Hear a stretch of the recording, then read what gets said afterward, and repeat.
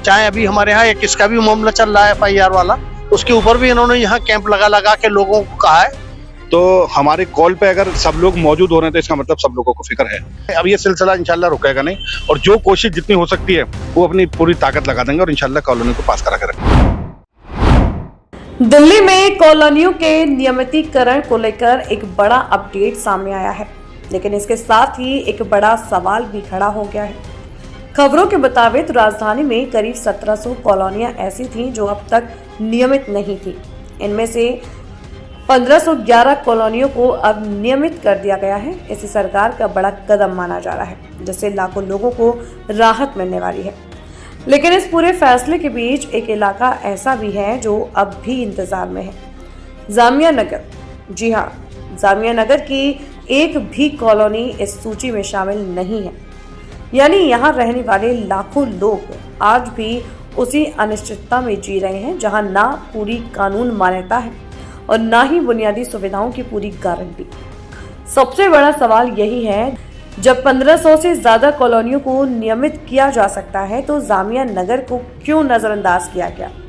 क्या इसके पीछे कोई तकनीकी वजह है या फिर यह प्रशासनिक लापरवाही है?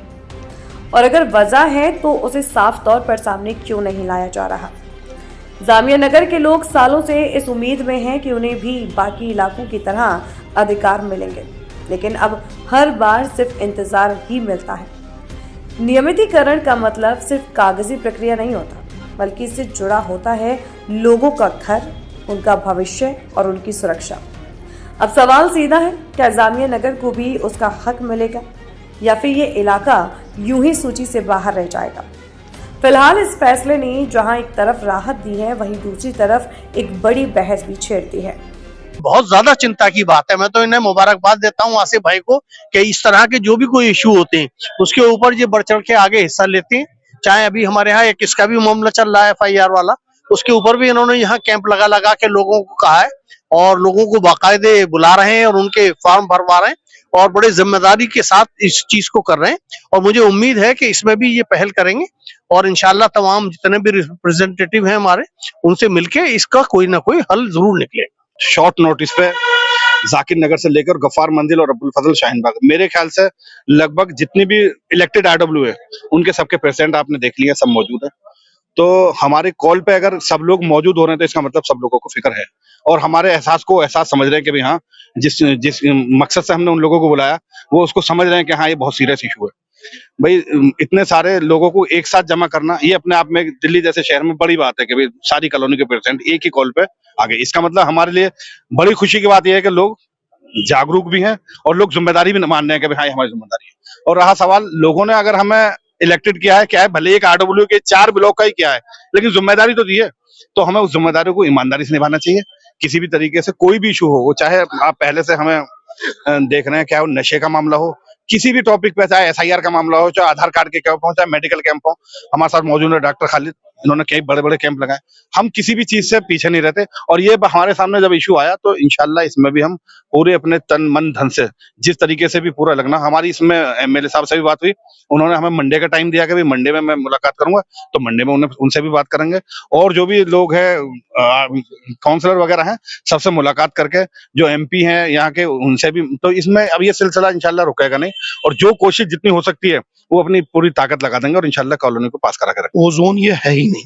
ओजोन वो होता है कि जहां पर पानी साइडों से फैल जाए या कॉलोनियों को डूबने का खतरा रहे, तो यहाँ वो चीज है नहीं। आज 40-45 साल तो हमें होगा रहते हुए, इतनी बाढ़ें आई, इतनी सब कुछ, हमेशा 8-10 फीट पानी नीचे ही रहा जमुना का, जो बाड़ा बना हुआ है, जो उसका डिमार्केशन हुई हुई है।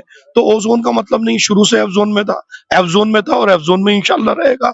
ये हो सकता है किसी गलती की वजह से या किसी वजह से आ गया हो, लेकिन किसी को पैनिक होने की जरूरत नहीं है। इंशाल्लाह मुझे पूरी खुदा की जात पे भरोसा है कि ये ओजोन हटेगा एफ जोन में। जो भी नेता, जो भी यहाँ पर विधायक क्यों ना हो या पार्षद क्यों ना, सब इसी कॉलोनी के, सबका दर्द सेम है। बेसिकली कंफ्यूजन ये है कि आज से कुछ 1-2 साल पहले की बात है, जो भी इन्होंने सर्वे किया है, उससे पहले हमारी सारी कॉलोनियां एफ जोन के अंदर आती थी। मैंने यहाँ भी बताया कि एफ जोन और ओजोन में फर्क है। ओजोन में ये फर्क है जो जहां पर बाढ़ आती है फिलहाल आती है वो ओजोन होता है। जहाँ पे बाढ़ नहीं आती है, पहले कभी आई होगी, लेकिन मैं 30 साल से मैं भी यहाँ रह रहा हूँ, तो यहाँ 30 साल से कोई बाढ़ नहीं आई और ना ही आने के आसार है, क्योंकि पुस्ता बन चुका है।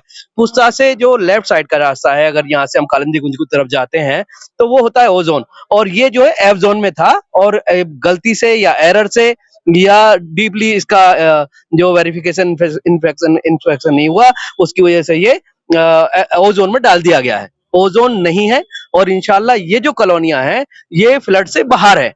जो फ्लड से बाहर हो जाए वो एफ जोन में आ जाती हैं।